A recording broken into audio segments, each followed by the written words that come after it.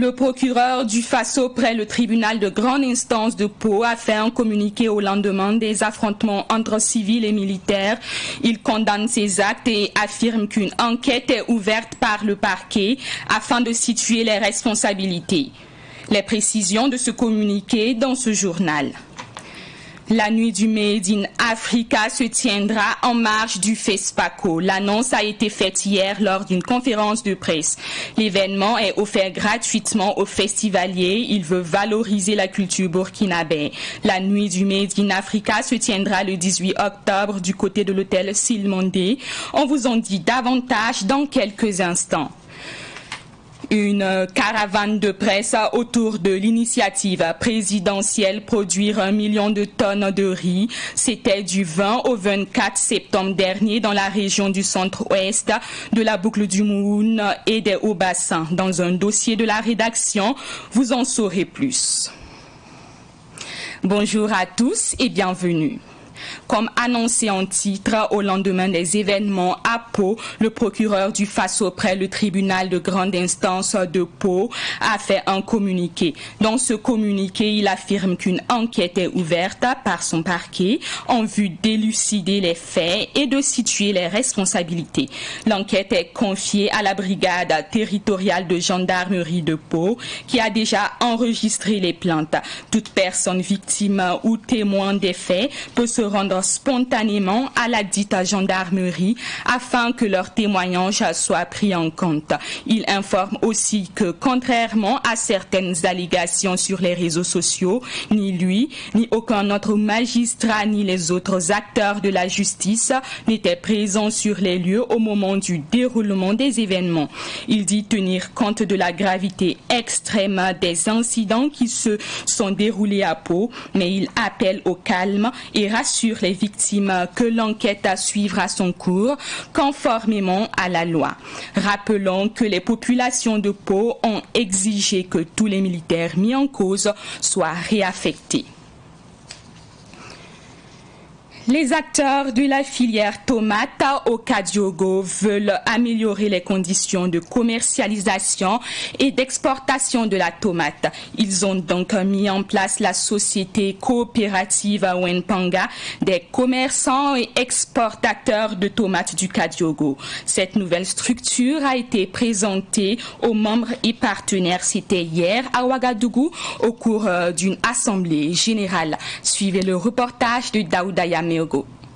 La société coopérative Wenpanga des commerçants et exportateurs de tomates du Kadiogo se donne pour mission de minimiser les tracasseries routières et la mévente et de susciter l'accompagnement de l'État. Selon le président du conseil d'administration de la société coopérative Wenpanga, cette nouvelle structure va permettre de mieux organiser la filière tomate dans la province du Kadiogo. Cette coopérative s'engage à la commercialisation de la tomate à l'étranger comme au niveau national et s'engage aussi à la lutte contre la tracasserie routière et à l'organisation de la filière tomate. Puis avant, nos mamans travaillaient et ils ne s'en sortaient pas et nous on s'organise pour pouvoir que chacun ait pour lui dans la filière. Le parrain de la cérémonie El Hadj Issaka Savadougou a salué l'initiative des commerçants et exportateurs de tomates. Pour lui, il était temps de mettre en place cette organisation. Sans le marchandise, il n'y a pas de transitaire.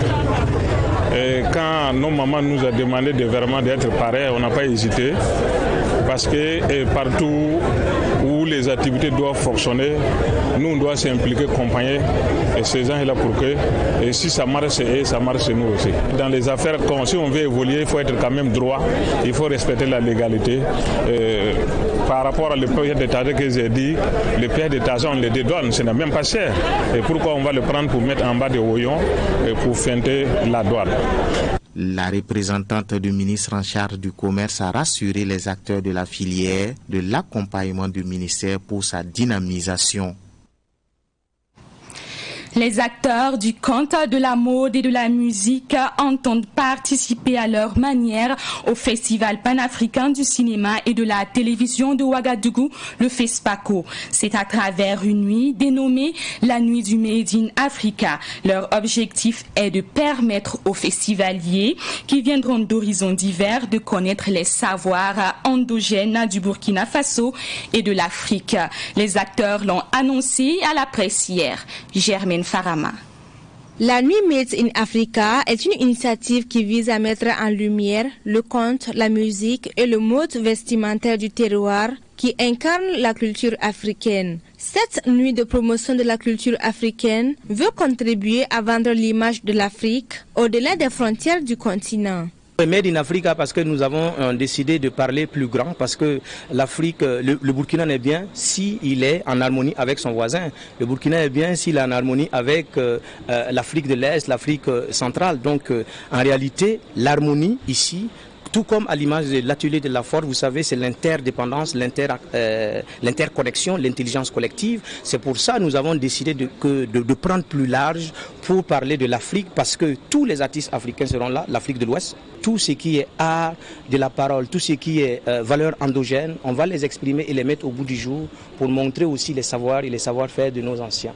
Pour les organisateurs de cette soirée, la Nuit Made in Africa se tiendra le 18 octobre prochain en marge du FESPACO. Ce sera une occasion pour montrer au public international les savoirs endogènes de l'Afrique. Le FESPACO, c'est un espace où on raconte l'histoire à travers les images. Et donc, c'est un espace pour nous aussi de raconter notre histoire à travers la parole et la musique et la mode. Pour montrer que l'Afrique, ce n'est pas seulement les guerres. L'Afrique aussi a une autre facette qu'il faut présenter au reste du monde. Donc, c'est pour ça que nous avons aussi, dans ces périodes-là, présenté aussi une facette de l'Afrique qui est aussi la création et la valorisation aussi de notre patrimoine. Donc, on profite de cette grande manifestation pour célébrer nos acquis, célébrer, même si on sait qu'il y a toujours encore autre chose à faire. Cette soirée est aussi une façon de célébrer le mois d'octobre consacré à la consommation des produits locaux selon les initiateurs. Pour cette première édition, l'Afrique sera représentée à travers des stylistes de la Côte d'Ivoire, du Sénégal, du Bénin, du Mali, de la Guinée et du Togo qui viendront promouvoir la culture vestimentaire de leur pays.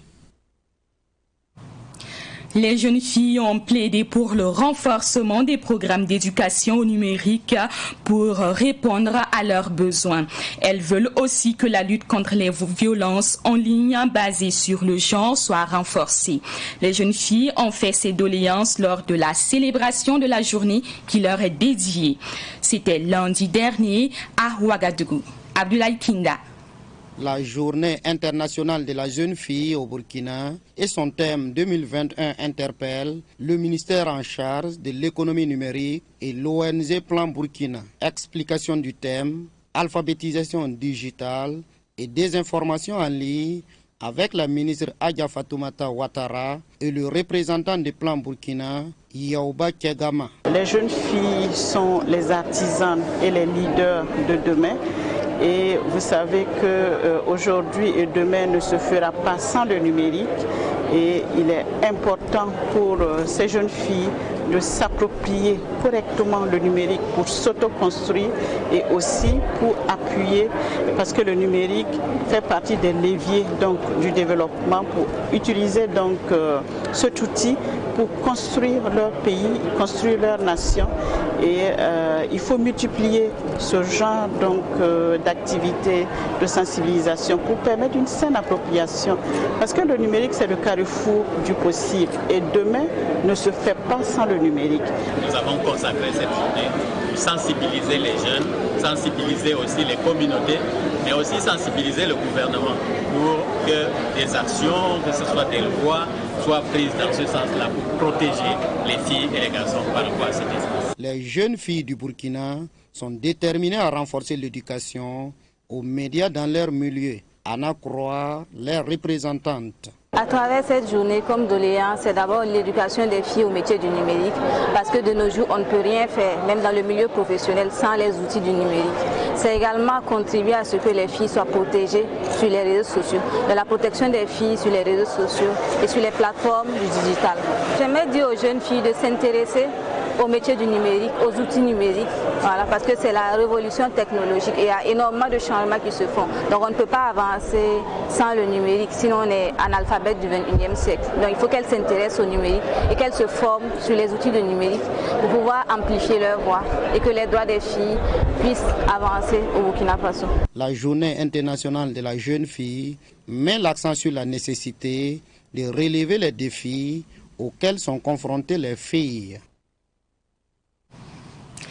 Travailler à mettre fin aux mutilations génitales féminines au Burkina Faso. C'est dans ce sens que s'est tenu hier à Ouagadougou un dialogue national sur l'initiative Salema de l'Union africaine pour l'accélération de l'élimination de cette pratique. La cérémonie a été présidée par la ministre de la Femme, de la Solidarité nationale, de la Famille et de l'Action humanitaire. Elle est par ailleurs la présidente du Conseil national de lutte contre la pratique de l'excision. C'est un reportage de Pakisba Mariam Ouedraogo. L'Organisation mondiale de la santé OMS estime à 68 millions le nombre de filles qui pourraient être exposées à des risques de mutilation génitale féminine avant 2030. Pour faire face à cela, une initiative dénommée Salema est mise en place. C'est un plan d'action quinquennal 2019-2023. Selon Marie-Laurence Ilboudo, ministre en charge de la solidarité nationale, ce plan requiert de la mobilisation des acteurs. Aujourd'hui, il est important que les acteurs que nous sommes puissent nous approprier cette stratégie parce qu'à travers le gouvernement, nous sommes là pour aujourd'hui donner les grandes lignes de l'initiative Salema pour permettre une synergie d'action pour l'accélération, booster les politiques, booster les communautés pour que d'ici 2030, nous arrivions à 0 MGF au Burkina et en Afrique. Le Burkina Faso bénéficie en cela de l'accompagnement des fonds des Nations Unies pour la population. Elle est cruciale pour l'accélération de la lutte contre les mutilations génitales féminines au Burkina Faso. Cette lutte est primordiale pour le bien-être des populations, pour la construction du pays. Je voudrais donc réitérer notre total engagement à soutenir le gouvernement du Burkina Faso dans la lutte contre les MGF et féliciter son Excellence, Monsieur le chef de l'État, pour son leadership fort à cet effet. Le dialogue national sur l'initiative Salema et son plan d'action pour l'accélération et l'élimination des mutilations génitales féminines en Afrique a regroupé près de 200 participants venus de plusieurs régions du Burkina. L'association Source du Bonheur, aussi appelée Soubo, vient en aide à 100 femmes et filles. Ces bénéficiaires viennent du village de Soubo, dans la commune de Waiguya, dans la région du Nord. Cette association a permis à ces femmes et à ces filles de bénéficier de formations en tissage et en teinture. Soumaïla Rabo dans ce reportage. Le nom de l'association se confond avec le nom du village qui accueille l'activité. C'est donc Soubo, association Source du Bonheur, qui apporte le bonheur à 100 femmes et filles de Soubo dans la commune de Waiguya à travers des formations en métier. Comme vous le savez, la pauvreté a un visage féminin et les femmes, la plupart du temps, sont sujettes à des pesanteurs socioculturelles. Et bien souvent aussi n'ont pas accès à l'éducation, à la formation et à l'emploi. Ce qui fait qu'elles vivent souvent dans la précarité.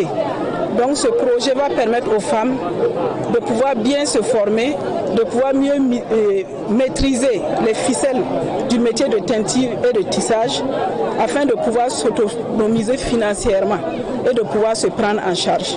Myriam Ouedraogo, femme leader, ancienne députée, épouse du député, maître Gilbert Noël Ouedraogo, peut compter sur les autorités municipales de Waiguya. En témoigne la présence au lancement des activités de l'association à Soubo de la première adjointe au maire de Waiguya.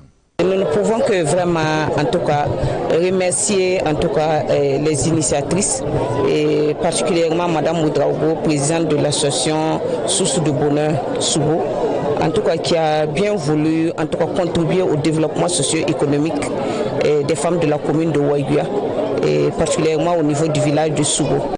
Myriam Ouedraogo, présidente de l'association Source du Bonheur, avance donc dans le sillage des acteurs du développement de la commune de Waïguia, ce depuis la création de l'association en 2012. Pour le deuxième plan national de développement économique et social, le PNDS 2, le secteur privé contribue à hauteur de 63%. Une délégation du gouvernement a échangé hier à Ouagadougou avec les acteurs du secteur privé du centre sur les mécanismes du financement. La délégation était conduite par le ministre en charge des Finances. Daouda Yameogo nous en dit plus. Depuis le lancement le 4 octobre dernier à Bobo-Dioulasso des ateliers sur le deuxième plan national de développement économique et social, le gouvernement parcourt les 13 régions pour le vulgariser. Dans la région du centre, cet exercice a conduit les ministres des Finances Lassane Kaboré et du Commerce Aruna Kaboré dans le quota du secteur privé de la Chambre de commerce. Une démarche saluée par le secteur privé à l'image du vice-président de la Chambre de commerce et d'industrie du Burkina, Mahamadi Sano. À la différence de la première année, cette année nous sommes associés pleinement depuis le début et cette Chambre de commerce d'aujourd'hui en est un exemple parfait.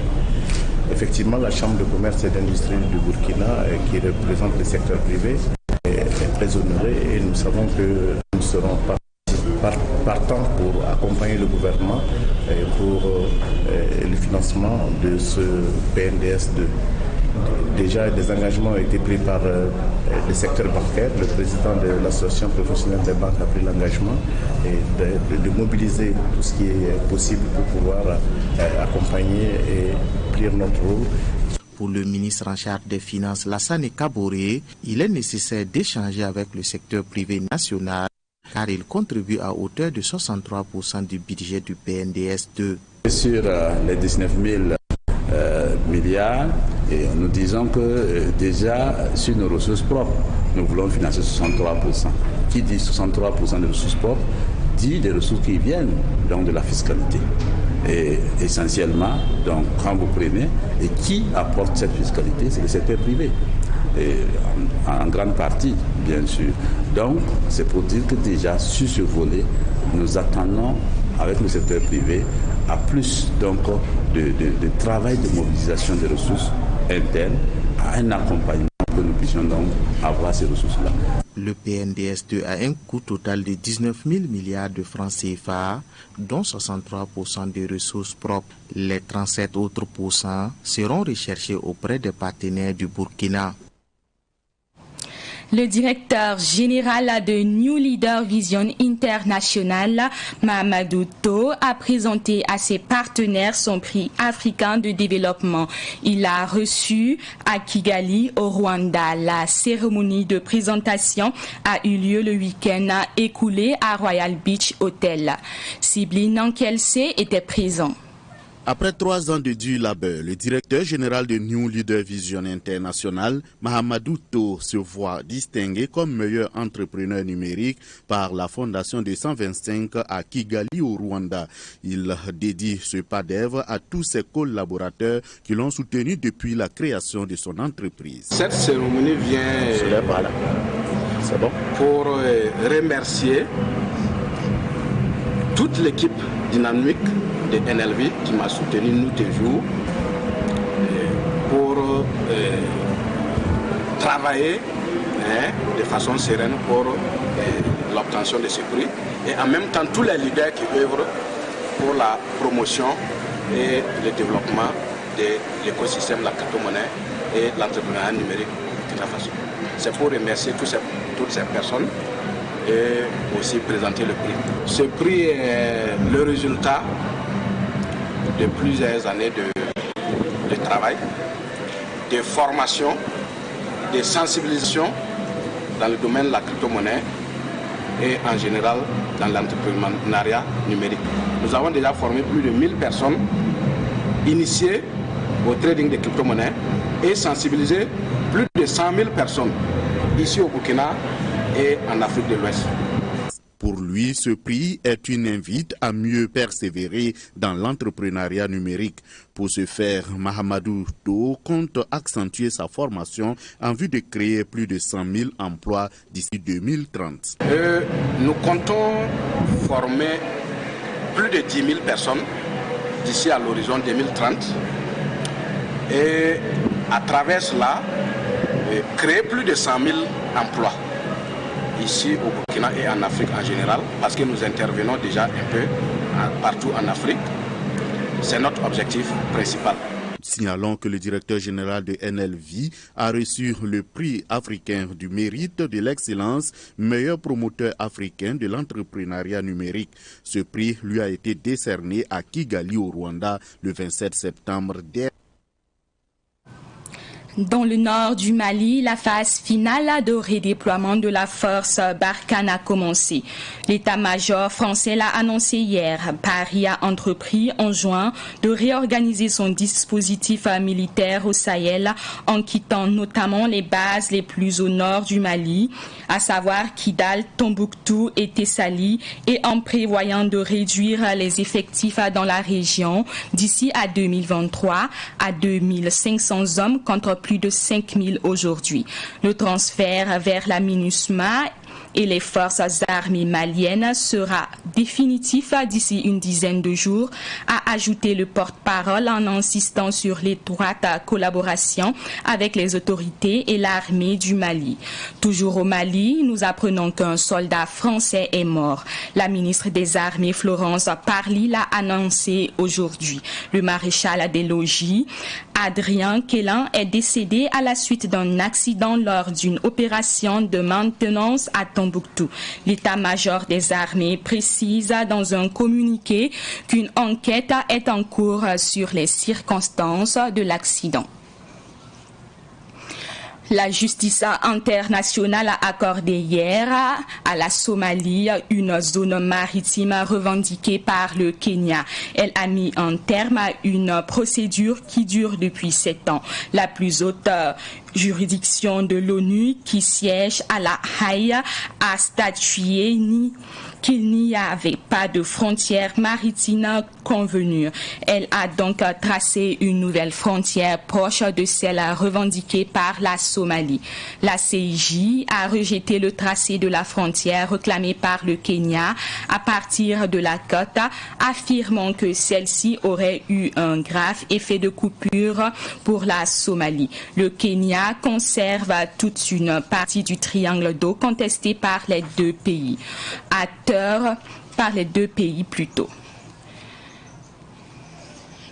Le ministre de l'Agriculture, des Aménagements hydrauliques et de la mécanisation à travers le secrétariat technique de l'initiative présidentielle pour le développement de la riziculture a organisé une caravane de presse.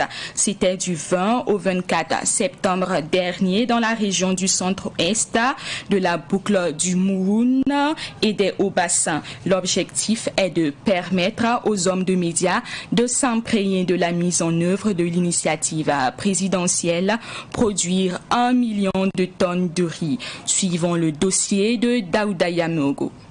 Le riz est l'une des céréales les plus consommées au Burkina Faso. Pour réduire son importation, le président du Faso a lancé en 2020 l'initiative « Produire 1 million de tonnes de riz ». Dans la région du centre-ouest, où 36 000 tonnes sont attendues cette année, les agents techniques et les producteurs sont à la tâche. Que ce soit à Koulnatenga, dans la commune de Kokologo, ou à Nariou, dans la commune de Sabou, où respectivement 40 hectares et 150 hectares sont aménagés, Adama Baro, directeur régional de l'agriculture du centre-ouest, assure la supervision. Les cultures se comportent très bien et nous pensons que l'objectif qui nous est assigné, à savoir pour notre région un objectif de 36 000 tonnes de riz, nous pourrons l'atteindre si nous même dépasser cet objectif. Parce que tout ce qui devrait être fait là a été. Selon la trésorière du groupement de Koulnatenga, Salmata Tiendrebeogo, l'aménagement du bas-fond a contribué à accroître les revenus des ménages et à assurer la sécurité alimentaire.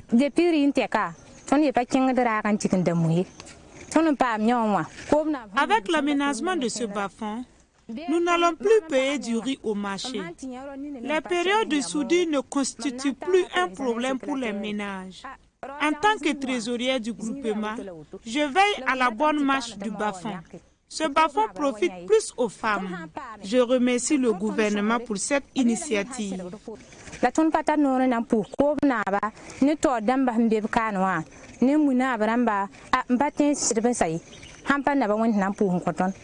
Dans la région de la Boucoule du Mouhoun, précisément dans le village de Fakouna, dans la commune de Dédougou, 230 hectares sont aménagés. Le riz est en épiaison et 1445 tonnes de riz paddy sont attendues. Le directeur régional de l'agriculture de la Boucoule du Mouhoun, John Herman Ien, est optimiste. L'objectif l'année passée était de 67 000 tonnes. Et cette année, nous sommes à 144 000. Donc ça veut dire que ça a pratiquement doublé. Alors, mais avec tous les appuis que nous avons eus, nous sommes autour de 38 000 hectares qui ont été actuellement emblavés, que nos agents ont levés. Alors, ça représente environ 78% en termes de superficie qui était prévue. Mais je rappelle que les prévisions tiennent compte aussi de la double campagne sur les périmètres irrigués. Donc, ça veut dire que c'est un très bon taux. Et étant donné que les superficies sont au rendez-vous, il reste à ce que les rendements aussi soient à l'échelle des attentes et nous aurons en principe atteint cet objectif. Et pour nous, nous restons très confiants au regard de ce que nous avons vu depuis le matin. Et il y a beaucoup de producteurs qui ont compris aujourd'hui qu'il y a des zones qui ne sont aptes que pour le riz et qui se sont reconvertis et c'est souvent des zones très vastes comme le bas-fond de l'An que vous avez vu sur 1400 hectares. Et il y en a beaucoup comme ça dans la région. Donc le potentiel existe. La conscience est aujourd'hui une effectivité au niveau des organisations de producteurs.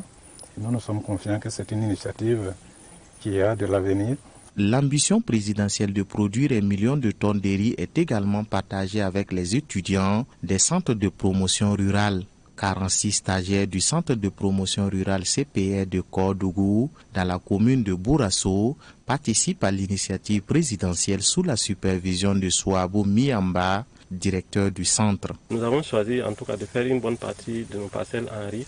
C'est pour d'abord les accompagner, les apprendre à suivre la politique nationale. Aujourd'hui, par exemple, le président a décrété que nous devons nous autosuffire en production rizicole.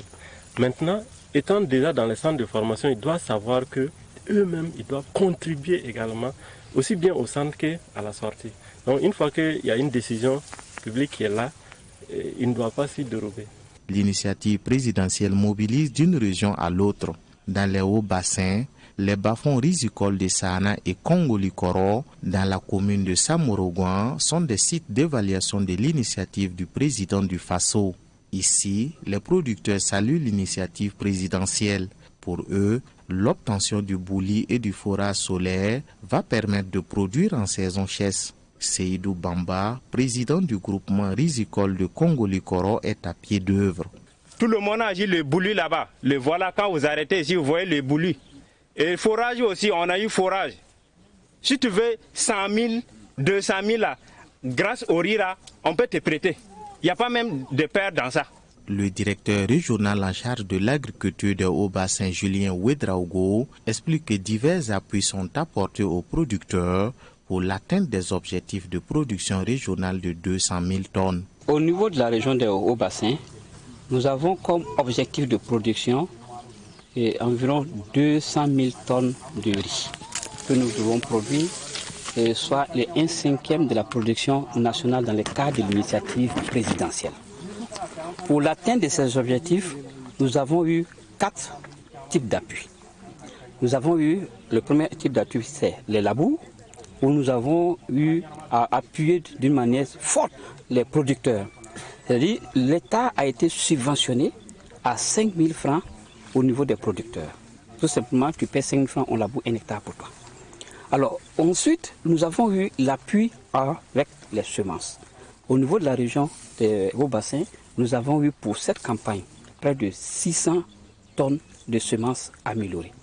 Nous avons en plus eu, et il faudra ajouter les semences que nous avons partagées nous avons distribuées aux producteurs l'année passée, qui sont encore utiles et l'année passée. Alors, il faudra ajouter aussi, en plus de ça, nous avons eu de l'engrais.